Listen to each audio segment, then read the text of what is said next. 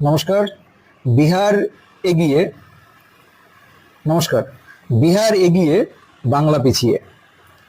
বিহার এগিয়ে, বাংলা পিছিয়ে, এই মুহূর্তের সবচেয়ে বড় ব্রেকিং নিউজ। আমরা বিহারে দেখতে পাচ্ছি 4.0 শিক্ষক নিয়োগের 4.0 রিক্রুটমেন্ট চলছে।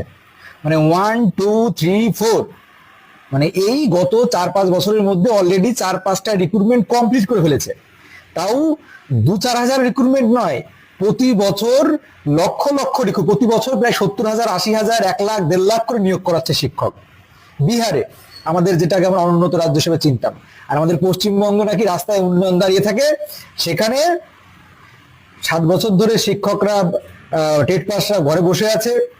আজ 10 বছর ধরে স্কুল সার্ভিস রিক্রুটমেন্ট বন্ধ, অথচ ওবিসি মামলা মিটে গেছে, সমস্ত রিক্রুটমেন্ট শুরু করেছে, অথচ শিক্ষক নিয়োগ বন্ধ করে রেখে দিয়েছে। তো যাই হোক, মূল বিষয়ে আসি।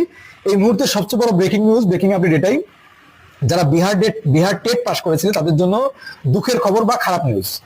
যারা বিহার টেট পাস করেছিলেন, বিহারের এবার থেকে বিহারের ছেলে মেয়েদের প্রাধান্য দেওয়া হবে। বিহারের ছেলে মেয়েদের আগে অগ্রাধিকার দেওয়া হবে। অন্য রাজ্যের, মানে ভিন্ন রাজ্যে, পশ্চিমবঙ্গ থেকে, আমাদের পশ্চিমবঙ্গে নিয়োগ নেই, পশ্চিমবঙ্গে উন্নয়ন আছে। এই উন্নয়নের জন্য পশ্চিমবঙ্গের উন্নয়ন ছেড়ে বিহারে যারা পরীক্ষা দিতে গিয়েছিল, যারা বিহার টেট পাস করেছিল, যারা স্বপ্ন নিয়েছিল যে বিহারে হয়তো শিক্ষকতা করবে, তাদের জন্য স্যাড নিউজ। বিহারের মুখ্যমন্ত্রী তিনি জানিয়েছেন যে এবার থেকে বিহারের ছেলে মেয়েদের সবার আগে প্রাধান্য দেওয়া হবে। তবে এটুকু যা আপডেট, যে যদি ভিন্ন রাজ্যের ছেলে মেয়েদের জন্য যদি সিট থাকে তাহলে খুব সীমিত পরিমাণ থাকবে। যেমন আগে সবার ক্ষেত্রে সমান, মানে যদি 100 সিট থাকে, 100 সিটের ক্ষেত্রেই কিন্তু সমস্ত রাজ্যের ছেলেমেয়েরা অ্যাভেলেবেল ছিল। এবার থেকে বিহারে কিন্তু আপনার বিহারি, যে সমস্ত বিহারের শিক্ষার্থী বন্ধুরা, ভাইরা বোনেরা আছে, তারা আগে প্রাধান্য পাবে, তারপরে গিয়ে বাকি রাজ্যের, ভিন্ন রাজ্যের, তাদের সুযোগ নাও দেওয়া হতে পারে। যদিও দেওয়া হয় সামান্য পার্সেন্টে দেওয়া হবে, সেটা ফাইনালি ফুল নোটিফিকেশন আসলে আমরা জানতে পারবো।